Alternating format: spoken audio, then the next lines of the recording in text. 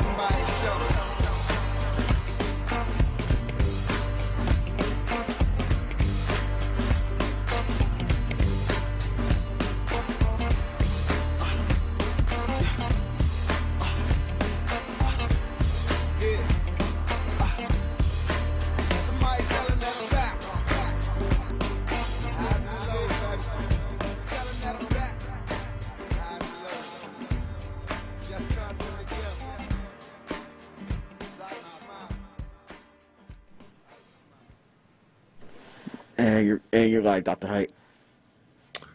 Thank you. Thank you very much. And this is another episode of Education Pulse. And we have some guests to talk about, but it's more importantly to give news about the school district of Philadelphia. I'm missing Cody this morning, so I'll go at it alone until Cody joins if he's able to. But I want to start off by talking about our plans to slowly and safely begin phasing in students and staff for in-person learning opportunities that so many of our students and families want and need after being away from our schools and physically distanced from caring principals, from their teachers and support staff for nearly a year. I'd also say that this has been a difficult week for the school district. If anyone was reading anything in the media, they probably saw where the district was trying to get children back in schools and saying things were safe. And we had members of the teachers union who was indicating that things are not safe. And I think one thing that's incumbent upon all of us as educators is not to get into the things that we're fighting about, but the things on which we can agree.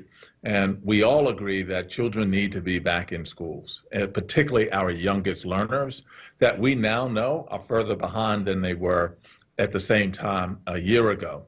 And so I think it's incumbent upon us as educators to figure out what things need to happen in order to get young people safely back into schools. And let's all try to work together to ensure that those precautions are in place. One thing that's good about this week is the CDC just released some guidance yesterday, and that guidance actually provides for the first time general and specific scientific guidance for what schools should do in order to prepare for students to return. And so with that guidance, and because it's been changing up to this point, but because the CDC has now said, hey, all school districts need to adhere to these standards in order to get young people back into schools. And after a cursory review of that guidance, it looks like that here, at least here in the school district of Philadelphia, we have met those things. And now, so the important part about this is making sure that other individuals can say we've also met all of the provisions that the CDC have indicated as well. And so I'm confident that with all the layers of safety in place, our teachers, our school staff can safely return to buildings. And by doing so, they can do the important work of preparing our classrooms so that pre-K through second grade students feel excited and welcome when they walk through our school doors beginning February 22nd, but only if we work together on one accord and in one accord. And so I want to acknowledge the strain that our teachers and support staff have experienced for almost a year now as they've worked heroically to support our students during these unprecedented times. I'm deeply grateful for the many teachers and staff who have continued to provide instruction, participate in training, and fulfill their duties in support of our students. We all appreciate that we must keep our eye on continuity for our students in this difficult time, and that was evident across all of our schools. Also want to acknowledge the thousands of district employees who have been reporting to work in person since the onset of the pandemic. These individuals include our facilities and food services staff, our student climate staff, our IT employees, our transportation employees, payroll, talent employees, custodians, building engineers, and hundreds of others. And so I want to thank those individuals, not to mention our principals who have been in schools as well. And finally, I want to express my strong desire to come to a resolution with the Philadelphia Federation of Teachers. I'm hopeful that by using a third-party mediator, we can help, that individual can help us to come to some quick resolution so that we can move forward together with supporting the students and families who have asked to return to in-person learning.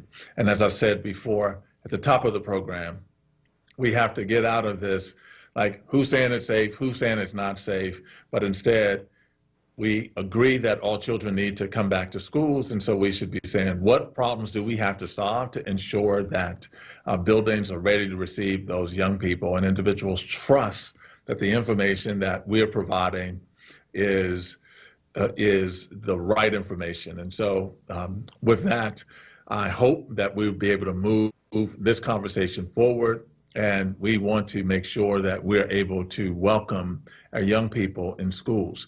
Also think it's also really important to talk about the work that we have done during the time that individuals have not been in schools.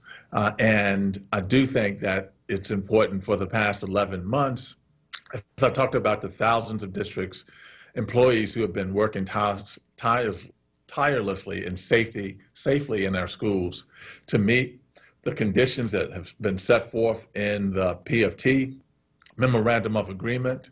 They've also provided more than 7 million meals to students, distributed and sustained more than 100,000 Chromebooks, and put other layers of safety in place, such as pre-screening protocols for students and adults, enhanced cleaning protocols, signage, safety signage throughout schools, and other extensive health and safety measures. We'll also soon launch rapid testing for staff and students when students return. And in addition to that, we've also invested over $250 million to certify 28 more schools as lead safe. We've removed hundreds of thousands of feet of asbestos-containing material from schools, completed major projects like mechanical system upgrades, bathroom renovations, and new science and computer labs. And we've also modernized another 150 literacy classrooms in many schools. And so I just want to ensure individuals that we continue to work on our facilities. We know that our facilities average 70 years old, and the capital needs are extensive across many of our old buildings. And we are trying to do that work as quickly and effectively as we possibly can.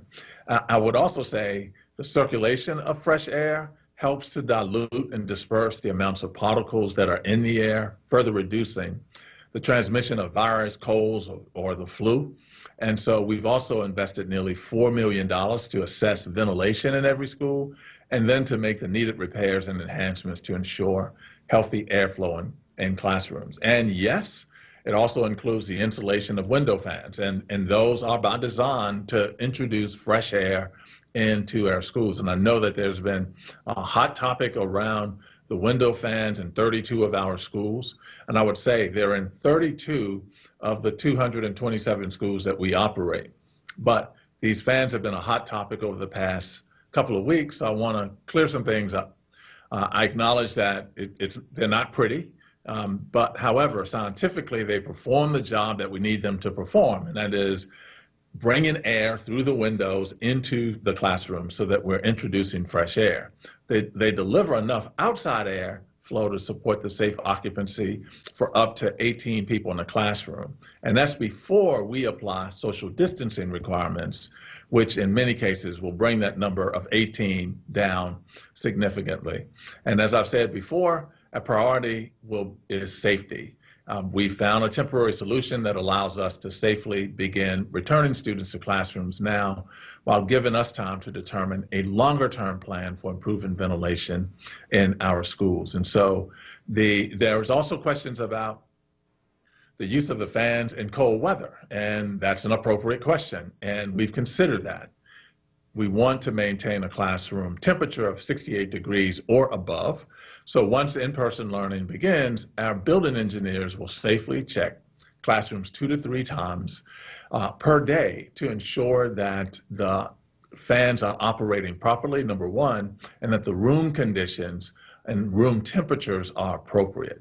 And if those room temperatures drop below 68 degrees, the principal and the building engineers will work together to relocate the class. And so, as I indicated before, I'm confident that with these measures of safety, we will be able to safely bring staff members into, especially those pre-K through second grade students who are supposed to return on February 22nd.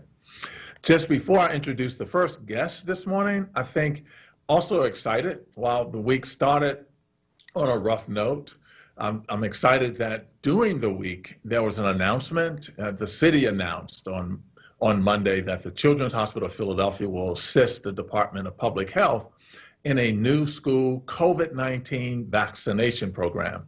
And this is intended to vaccinate all school-based and district staff in Philadelphia. This includes staff at all district, charter, independent, and parochial schools, as well as daycare centers and pre-K providers. The vaccination effort is expected to begin before the end of February and expand to include a number of locations, including pop-up clinics located in our school buildings throughout the city. How quickly the vaccine will be available to our employees depends on the quantity and timing of the federal vaccine allocations to Philadelphia. We will continue to advocate for as many vaccines as possible for our city and for our staff members. While vaccines are not mandatory for the school district staff, we hope that as many people as possible choose to get the vaccine as another layer of safety for themselves, their families, their colleagues that they work with. And I know I plan to be vaccinated as soon as I am able. So we plan to share more detailed information about our vaccination efforts very soon. So now I want to switch gears a little bit and talk about our guest today and the impacts to the economy caused by COVID.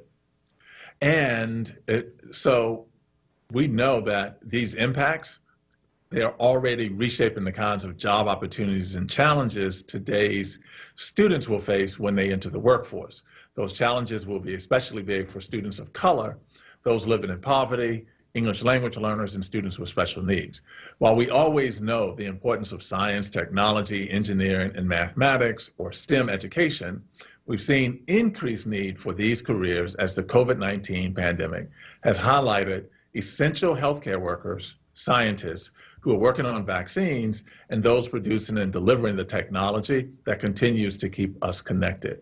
Our first guests are partners who are committed to invest in programs to increase the number of women and Black and Latinx students in Philadelphia pursuing careers in STEM, and one of our very own science teachers as well. And so first and foremost, I want to introduce Becky Lynch. Becky is the Director of U.S. Community Partnerships at GlaxoSmithKline, or GSK. We also have Tien Myers. She's a science teacher at John Hancock Demonstration School. I want to note that this partnership would not have been possible without the help of Donna Frisbee Greenwood, who we've had on the show several times, President and CEO of the Fund for the School District of Philadelphia. And so first and foremost, Becky, good morning to you. Good morning. Thank you so much for having me, Dr. Height. Thank you for being here. And can you tell the listening audience more about the grants that GSK is funding and why this investment, particularly the Black and Latinx Philadelphia students entering STEM, is important work to GSK? Absolutely. So the grants that the Fund for the School District have recently received from GSK are part of a program we're calling our GSK STEM Equity Grants. So we awarded 6 grants to 5 nonprofit organizations, the largest of which is the Fund for the School District, really looking for programs and activities that would increase access to STEM education and career opportunities for women and people of color. And at the Fund, we're funding two specific grants. So the first is really looking at what are the challenges posed right now by the pandemic and the virtual learning environment. We know kids have been in their homes, they've been in recreation centers and other places learning away from the classroom for many, many months. And we wanted to be sure that they were able to still have hands-on science learning experiences.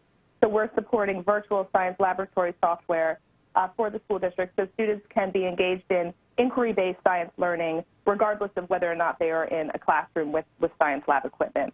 And that program is for the entire district. It's for all students. But our intention for investing in Philadelphia in particular, focusing on STEM education, really was recognizing that the Philadelphia district serves, a majority of students are African American, a large proportion are Latinx, and we wanted to make sure that we were making investments in the formal education system that serves those students, really to support their teachers in delivering high-quality science and math education. The second grant is really a longer-term focus, so we'll be supporting a professional development program for 100 middle school math and science teachers to introduce new math and science curricula, but also to wrap around with professional development to really help teachers understand how to best engage students of color, how best to engage girls in STEM, science and math education, and really to provide them with the necessary tools to help those students follow those career paths into high school and beyond. And so we know that the middle school years are super critical for all students to really crystallize their interest in STEM, science and math and STEM fields, and to understand what are those necessary courses, what do they and their parents have to know for them to be able to pursue those careers in the future. So we really wanted to support students right now in the pandemic, making sure they were getting that high-quality science instruction, but also to think about how we could support teachers over the long term to improve students' outcomes in STEM. Thank you so much, Becky. And can you I'm not sure you talked about the size of the grants. And so could you just, what are the amount of the grants to the fund for the purpose of supporting this program? Sure. So the grant to the fund for the virtual science laboratory software is around $170,000. So that includes the virtual science software as well as a pool of money for mini grants for STEM teachers to apply for special hands-on projects that they can implement once students are back in the classroom. The professional development program is $500,000 over 2 years to support the training of those 100 middle school math and science teachers. And then another about $500,000 have been granted to another handful of nonprofit organizations in the city working on enrichment programs, job training, et cetera. Yeah, I wanted you to get that in because I want individuals to know the size and the commitment that GSK is making, particularly to our young people here in the city of Philadelphia. And can you talk a little bit about the Philadelphia STEM Equity Collective with the Philadelphia Education Fund STEM ecosystem and how members of the community, students, parents, teachers, and STEM professionals can get involved?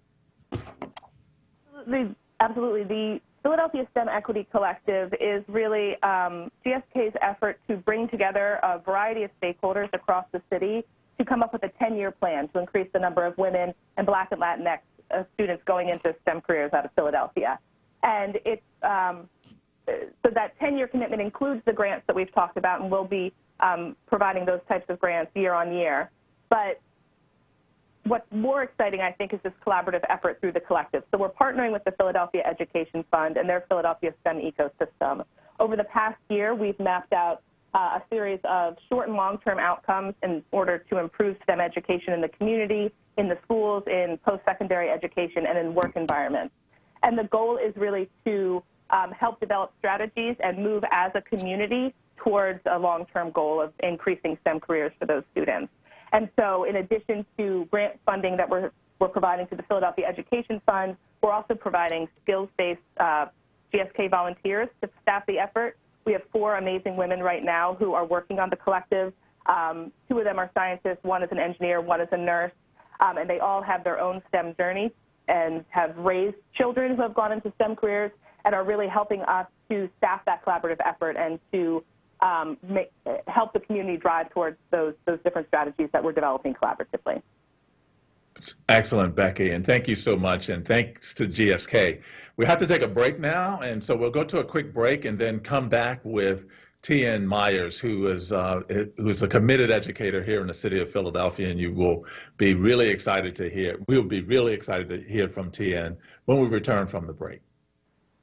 Toyota proudly presents In Their Own Words. Although small in physical stature, Ida B. Wells was a giant in America's civil rights movement. As one of the founders of the NAACP, with a lifetime combating prejudice, violence, and ever fighting for African American equality, she was a media mogul and arguably became the most famous black woman in America of her time, communicating with hundreds of thousands of African Americans in her weekly newspapers. The people must know before they can act. And there is no educator to compare with the press. I had an instinctive feeling that people who have little or no school training should have something coming into their homes weekly which dealt with their problems in a simple, helpful way. So I wrote in plain, common sense, weigh on the things that concerned our people. Toyota is pleased to feature African American icons expressing themselves in their own words. Toyota, let's go places.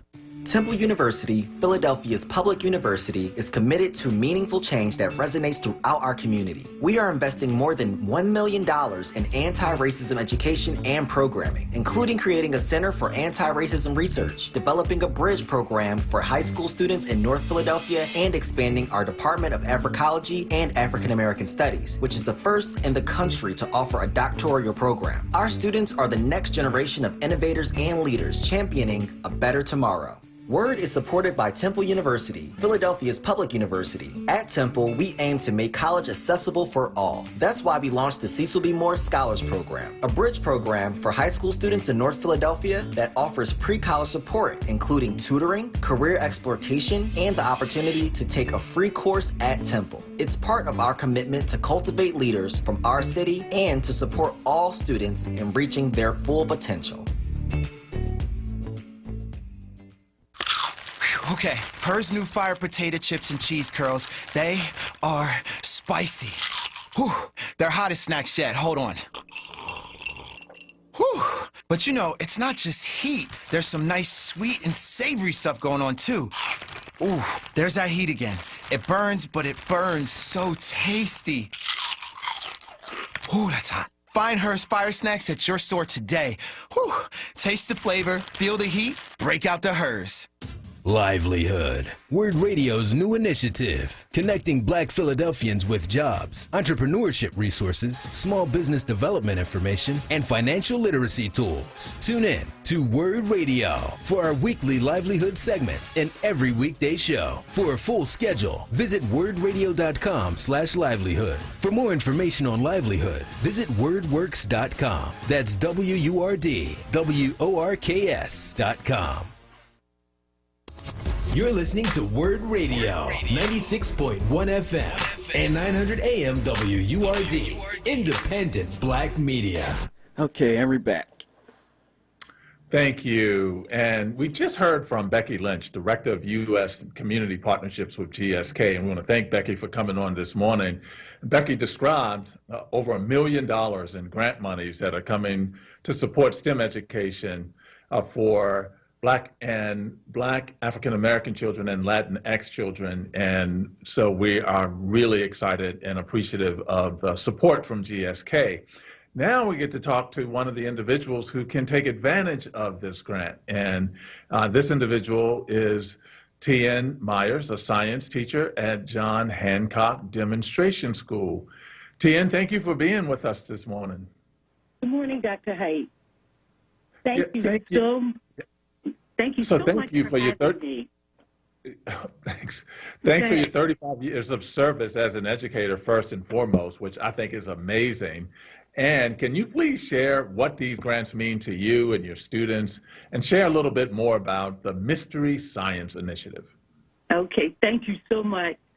And I also want to thank GlaxoSmithKline for the generous support to STEM education for our Philadelphia students.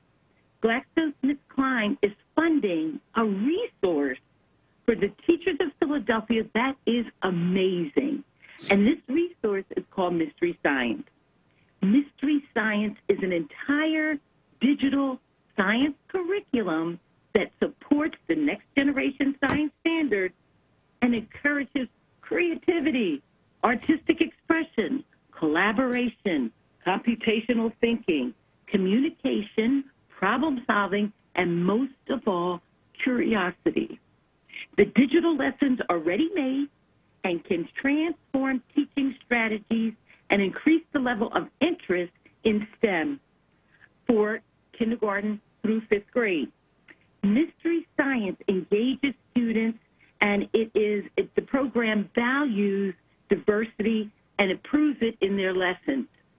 They had one lesson about a entomologist who takes us, an African-American gentleman who takes us on a journey from being very afraid of bugs to becoming a bug doctor. And after presenting this to my first grade children, one of my deaf and hard of hearing students signed to her teacher that she wanted to be a scientist when she grows up. So I think we really have to plant these seeds at a young age so our students will be hooked on science.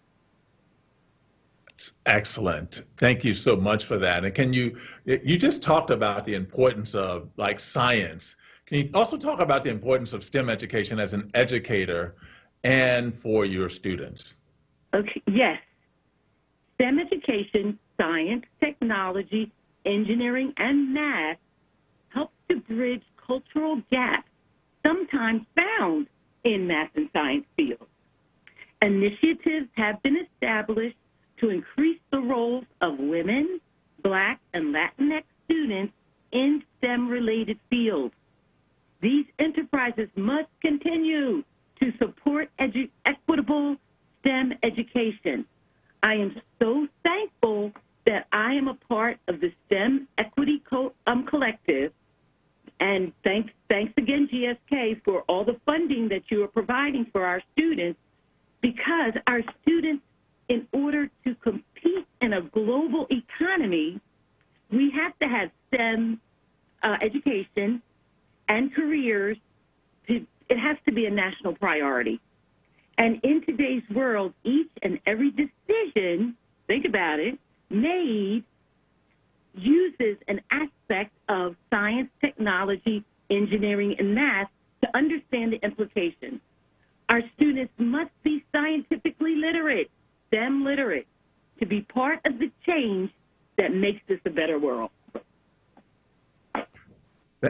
Thank you so much, Tien, and thank you, as I've indicated before, for your 35 years of service and your excitement as a teacher. It makes all of us equally excited. And thanks for talking about the importance of women, particularly Black women, Latinx women in these fields. And part of this work is to highlight the voices that support Black history and those individuals making contributions to Black history, not just during Black History Month, but Black History 365. And so, Tien, once again, thank you for being up on a Saturday and for being with us on Education Pulse. And I want to thank Becky Lynch, Director of U.S. Community Partnerships at GSK. And I want to mention once again, Tien Myers is an extraordinary science teacher at John Hancock Demonstration School. So thank you.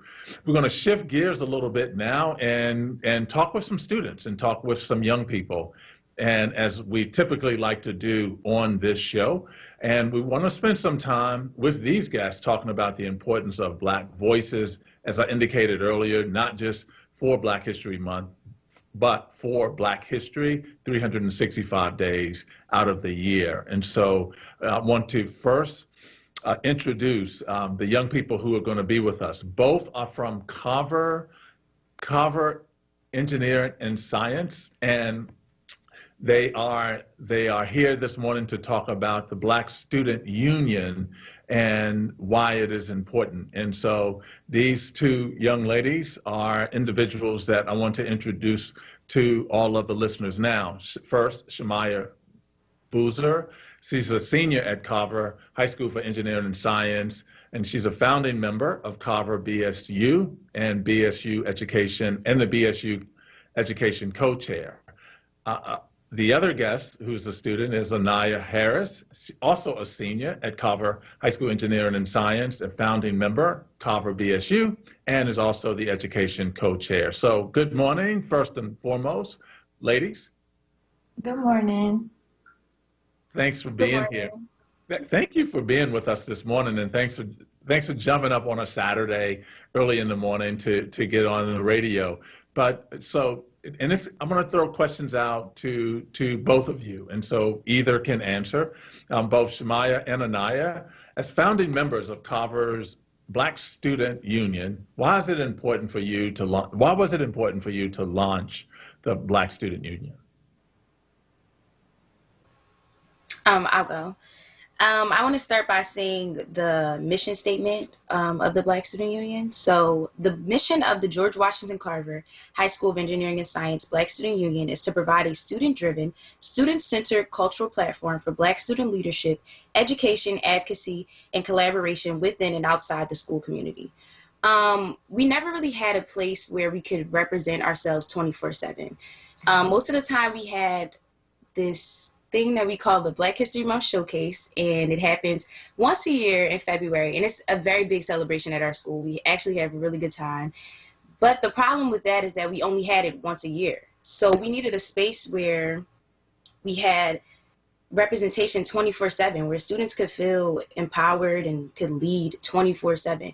So it was like our safe space. We didn't have any racial judgments, any racial remarks. It was just a no tolerance zone. And another key component of why we decided to create the BSU is because I know that we all seen like Ahmaud Arbery, George Floyd, Breonna Taylor, and normally when we seen police brutality in the past, we had the comfort of our peers. This time we were in quarantine. We didn't have, we couldn't go to school and talk about what we seen. We couldn't go to school and just feel like people knew what we were going through. So it was crucial that we created a space where even in quarantine, we can talk about what's happening. You have comfort, you have healing, you have a place where you're represented, where you're being heard, where you're being seen. So that is why we created the BSU, because not only to fight the fight against police brutality, but for Black students, they deserve to be loved. They deserve to know that they're loved, that they're appreciated, and that they're being seen and heard. So that is why we decided to create it. That's fantastic. Thank you for that explanation, and thank you for describing the mission of it as well. And I love the idea that it's not just this month-long celebration, but something that we should be doing on a continuing basis. And so thanks to both of you for putting this together. One of the things that I was inspired by most when I learned about the activism you both have done at Carver is your tireless commitment to make sure Black student voices are heard. Tell us about a few of the initiatives and programs coming up for BSU. So previously, we've been having panel discussions for the past couple months, and our series title is What is Black? We talk about gender roles, police brutality. Next week we're having our HBCU panel for Black History Month. Right. We created this education committee because we wanted to talk about the importance of having students learn about Black representation in education. And we do attend a school named George Washington Carver, but we never learned about them. So it was really important for us to push that Black representation in our education. We wanted to create a club where Black students can see many different layers of their history, not just the African American history class that's taken once a year in high school. So we pushed for learning about Black scientists in science classes, reading more notable Black writers in English classes, and show that we're seen throughout all history classes, not just our African American history class. Like the great Malcolm X says, that we always say in our education committee, education is the passport to the future, for tomorrow belongs to those who prepare for today. And we just push for all of our people to be inspired. It's not just different races that are seen, it's us. We are the back burners, we are the people that made a lot of things, and it's not seen, so we just push for it. So, yeah. That's excellent. And both of you are seniors, and so I'm interested in this. I'm interested in how do you think the Black Student Union at Carver, ENS, will continue beyond like the two founding members, right? Oh, so just to kind of clarify, we have many different committees. We are a part of the education committee, and each committee has different leaders. We are the chairwomen of the education committee, and we have like a council. So, okay. But after that, we are actually in the process of trying to find the next council members to lead the group after us. So we are recruiting people at our school. Got it. And because both of you are seniors, I have to ask this question. Like, what are you doing next year? College.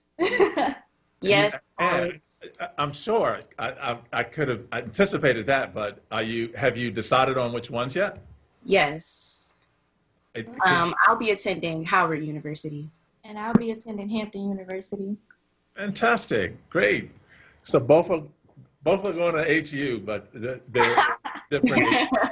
Yes. So, fantastic. That's fantastic, ladies, and congratulations to all of you. And what would you say to other students that may be listening or may see this on Skype later, who may not have a Black Student Union at their school, but they may be interested in creating one? What advice would you give them? I would say to just get involved. There's other groups out there. We're also a part of other organizations that are not in the school district of Philadelphia. The Philly Black Student Alliance, we're recruiting members, so you can just look us up on Instagram. And, you know, there's other organizations out there that you can join. Fantastic. Yes, and I agree with Anaya. We are a part of the Philly Black Student Alliance, so if you don't have a BSU, that is basically like the same thing. So I would agree that you should join that and just try to push for it. I would say it's needed. So do what you got to do. Fantastic. So, ladies and gentlemen, Anaya Harris, senior Carver High School Engineering and Science, and a founding member of the Carver BSU and Education Committee co-chair, and Shamaya Booker, senior Carver E&S, founding member of Carver BSU and BSU Education co-chair as well. Ladies, thank you so much for being with us this morning on Education Pulse. Good luck next year at Hampton and Howard to both of you. Hopefully you all will stay in touch as well. So great to see you this morning. Thanks once again. And we'll go to a commercial break now. And when we come back, we're going to talk more about how we are implementing in our curriculum all of the things around Black and cultural competencies within our curriculum, so that it's not just during Black History Month, but it is throughout the year and throughout a child's educational experience here in the School District of Philadelphia. So we'll go to break and come back. I'm Anthony McGlaughlin. Been denied insurance? Call 215-782-8574. Life insurance, age 0 to 85, no examination needed. Homeowners insurance, any home, any condition, same-day coverage. 215-782-8574. Auto insurance, we can have you covered in 15 minutes. Business insurance, call 24 hours a day, 215-782-8574. I'm Anthony McGlaughlin. When you need insurance, I can help. Need a new mattress? Stop by to see Julian, the Mattress Man, located at 7421 Stenton Avenue. You deal directly with the owner, Julian, to ensure the best prices on name brand mattresses like Sealy, Posturepedic. Call 215-424-5550. That's 215-424-5550. Hey folks, WURD members are invited to tune in every second Tuesday of the month with me, Nick, for a chance to win a book bundle of the newest releases from Kensington Publishing's culturally oriented Dafina imprint. WURD Radio celebrates Black History Month with Black Artist Story 365, brought to you by Southwest Leadership Academy Charter School.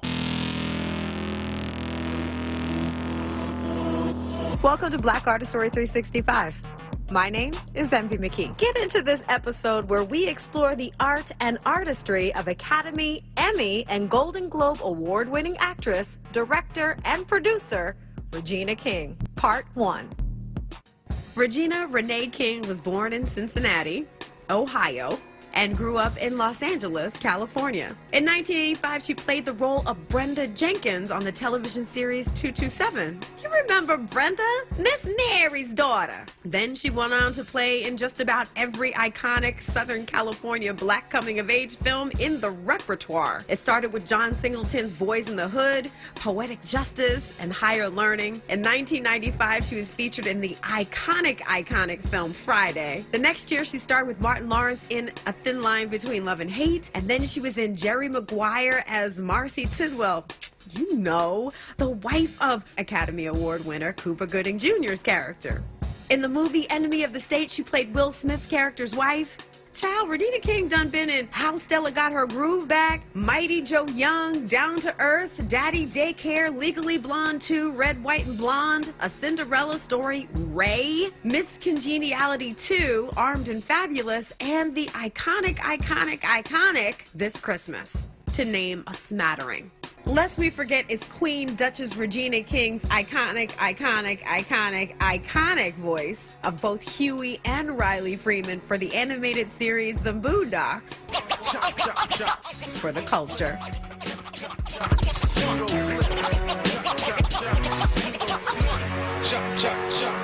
So that's it for this episode of Black Artist Story 365. My name is Envy McKee. To hear more, tune in to The Envy McKee Show, Friday nights, 7 to 10 p.m., right here on WURD.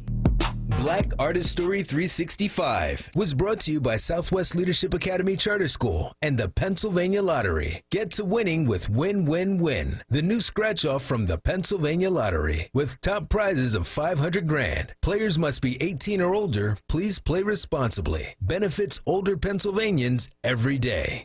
Join WURD Radio Wednesday, February 17th at 5 p.m. on Evening Words with Nick Taliaferro for a special host roundtable to discuss our new podcast onWURD 2020 in Black, co-moderated by WURD CEO Sarah Lomax-Reese. Tune in as we look back at the issues of 2020 during Black History Month. We'll explore how WURD, one of the few Black-owned talk radio stations in the country, covered the COVID-19 crisis, the racial justice protests, and the 2020 presidential election. You don't want to miss this discussion, featuring Solomon Jones, Charles Ellison, Bishop Dwayne Royster, Andrea Lawful Sanders, Sarita Martin, Brother Shamari, and Joanne Bell. Wednesday, February 17th at 5 p.m. exclusively on WURD Radio, 96.1 FM and 900 AM WURD. Streaming live on WURDradio.com, the WURD Radio app, or watch live on WURD TV via Facebook and YouTube. You're listening to WURD Radio, 96.1 FM and 900 AM WURD, independent Black media. And we're back. Yeah, we're spending some time doing this segment talking to guests about the importance of Black voices, but not just doing Black History Month, but 365. So we want to talk about Black History 365. And so our next two guests are some of my colleagues from the school district of Philadelphia. One is Dr. Nashawana Francis Thompson, Executive Director of the Office of Curriculum and Instruction. And the other is LaTanya R. Miller, Executive Director of the Office of Academic Supports. And so, good morning, ladies. Good morning.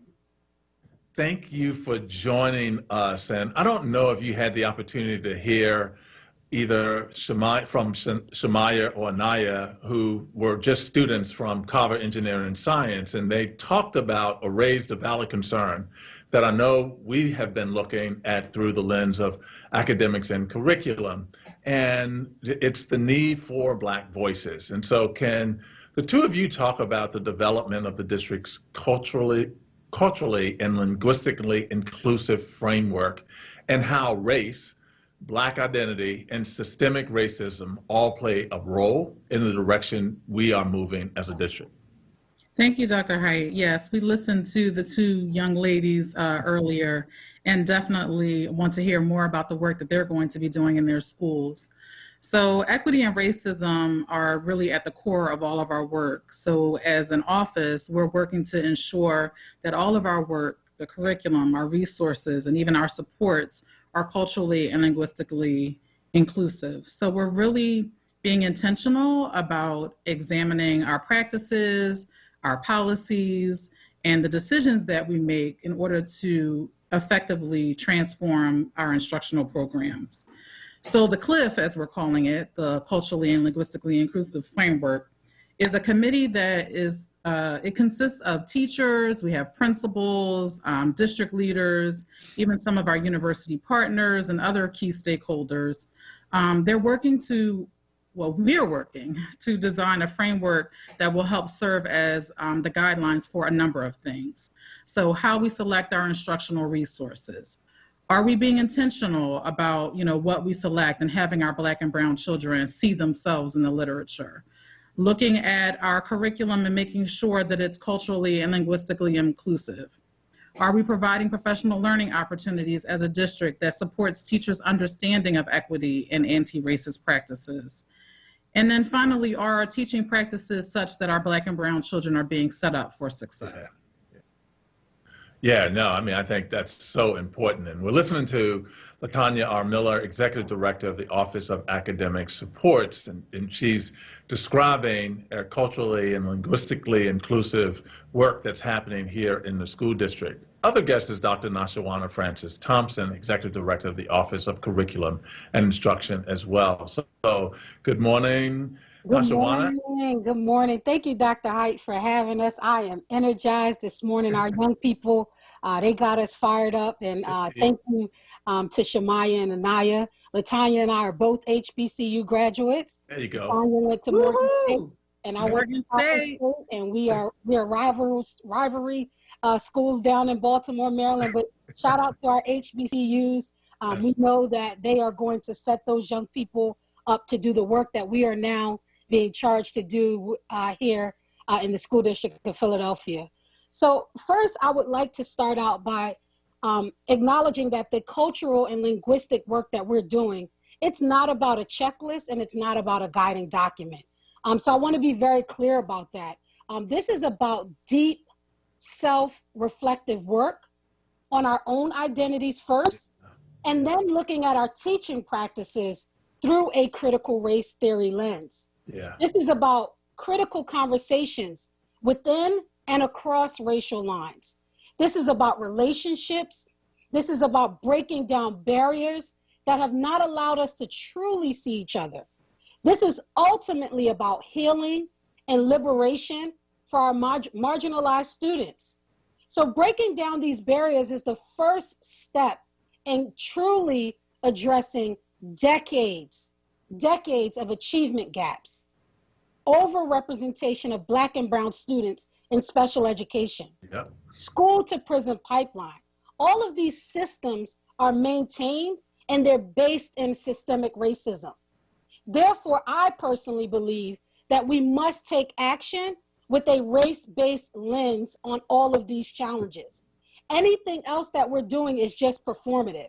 So until we begin to dig deep and look at systemic racism, we're not going to be able to address these challenges that have existed for decades, which is why we can look at data without even looking at data and recognize where the achievement gap exists.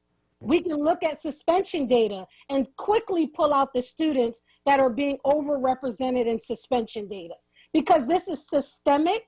And I want to be clear also when I'm talking about systemic racism, because that makes a lot of people uncomfortable when we begin to talk about systemic racism.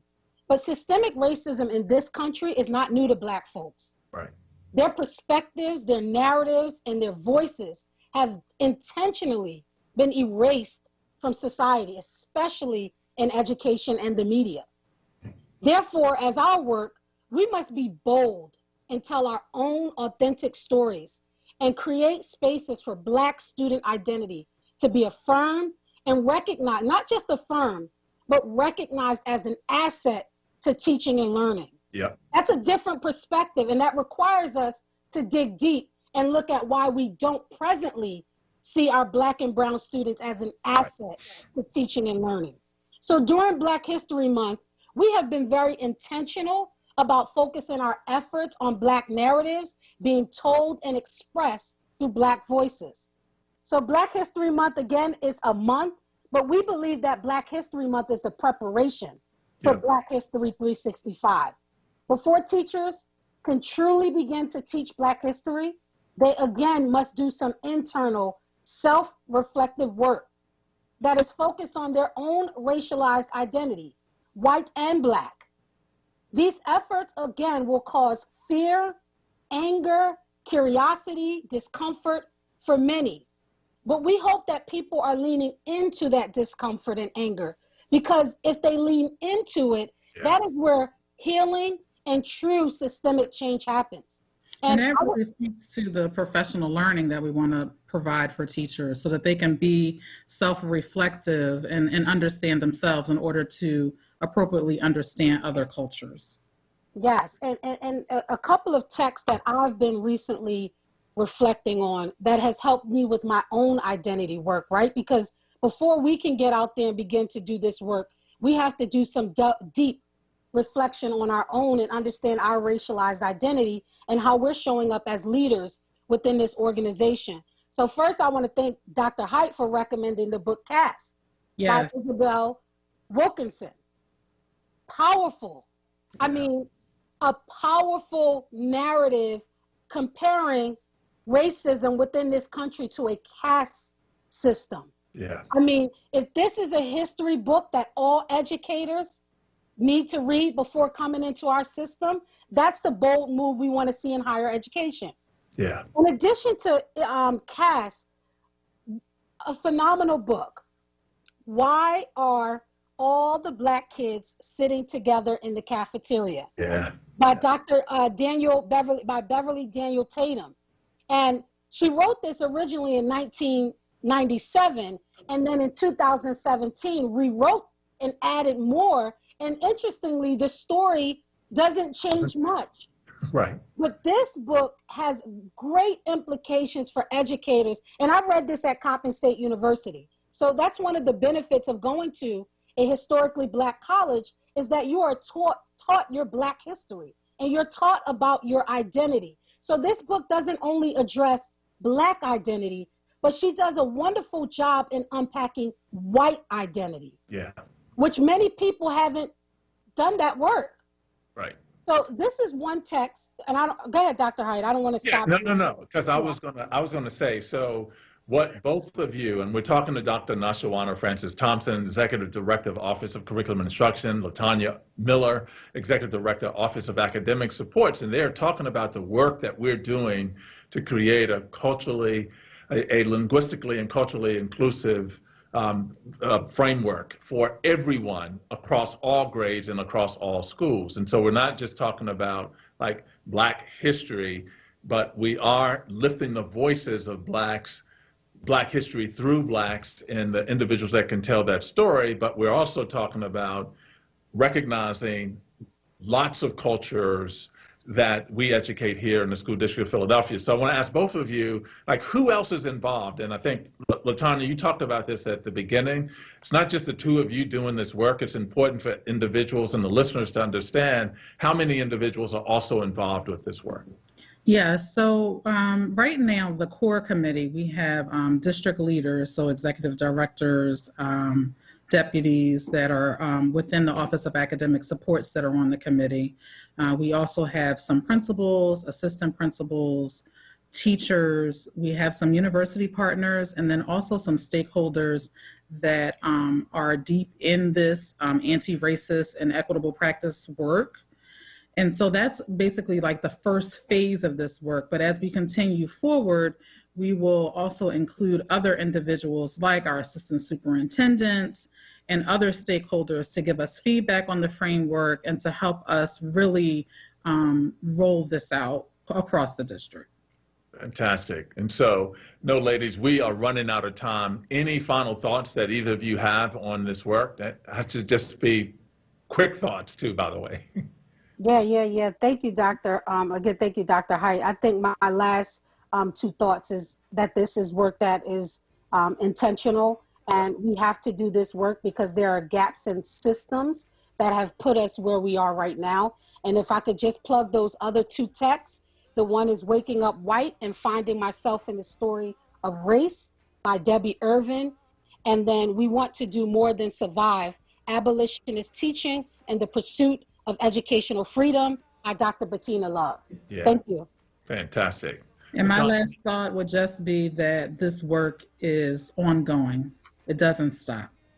Indeed. So you see Dr. Nashawana Francis Thompson, Executive Director of Office of Curriculum and Instruction, LaTanya Miller, Executive Director of Office of Academic Supports, also HBCU graduates or alum who are both from Baltimore, the Maryland area. And then we had two students on earlier who are also heading to HBCUs, Hampton and Howard, respectively. And so I want to thank all of our guests from GSK, to our teacher from John Hancock, Ms. Myers.